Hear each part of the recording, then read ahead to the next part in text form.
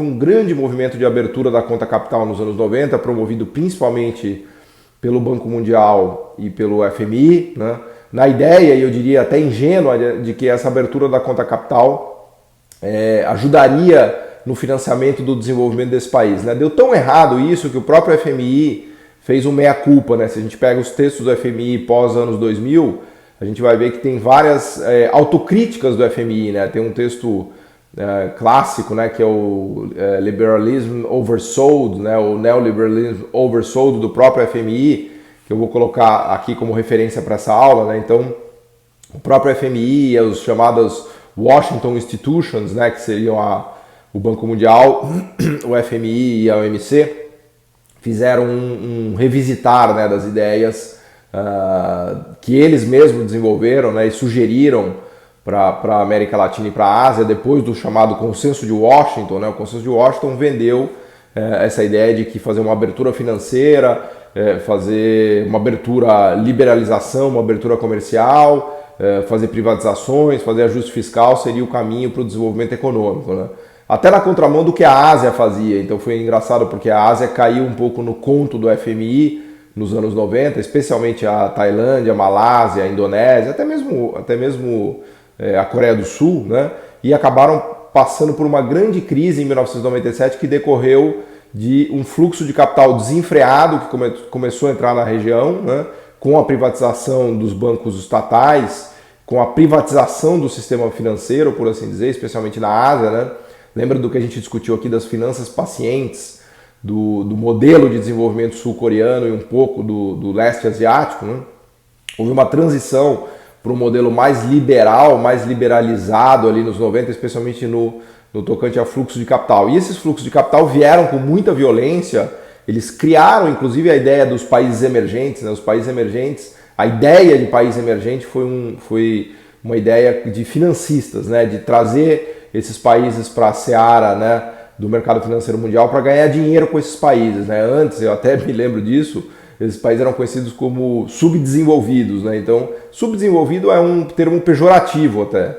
E o emergente vem da ideia de que algo emerge dali, né? Que você pode ganhar dinheiro, os fundos de investimento de países ricos passaram a acessar fortemente esses mercados, né? Algo que não acontecia até então. A gente viu muito no Brasil e na Argentina também, né? O plano de conversibilidade, ele é um pouco filho dessa época, né, dessa chamada era dos países emergentes, né? Ocorre que esses fluxos de capital, do jeito que eles entraram, eles saíram, né? Então não houve aquele florescimento do capitalismo fantástico a partir do mercado financeiro nos anos 90. O que houve foi uma série de bolhas especulativas, né?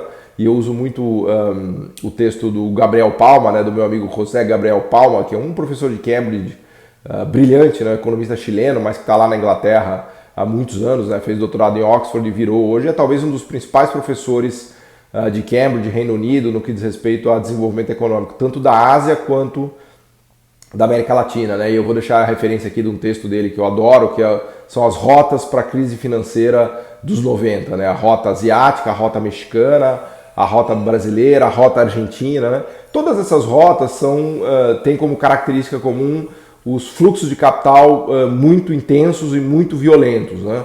E na mesma violência que eles entram, eles saem, né? Então, na Argentina a gente viu esse boom de fluxo de capital nos anos 90, que saiu na segunda metade dos 90, começou a sair, depois acabou resultando na grande crise de 2001. No Brasil também a gente teve um boom de capitais no governo FHC, pós 94, 95, que acabou saindo e resultando na crise de 99, né, na grande crise de desvalorização brasileira. Algo parecido aconteceu no México, né, com o plano Pacto de Estabilização que começou em 87 e depois resultou na crise da tequila, também foi um período de boom de capital muito forte para a economia mexicana, uma espécie de uma euforia, de um frenesi, mas que causou excesso de alavancagem, causou bolhas financeiras, causou bolhas imobiliárias, bolhas acionárias, né? Nada disso se converteu em sofisticação produtiva, em upgrading tecnológico, em construção de capacidades técnicas e tecnológicas como a gente viu na Ásia pré-anos 90. Né? Foram bolhas especulativas, por assim dizer, que acabaram resultando nas grandes crises de México, Brasil e Argentina, com déficit em conta corrente. Eles passaram a mergulhar num período de fortes déficits de conta correntes, porque junto com esses booms de capital vieram booms de importação, né? Então houve um movimento de importação desenfreado, especialmente dos países da América Latina, que resultou em déficit externo, em dívida externa e eventualmente levou à crise.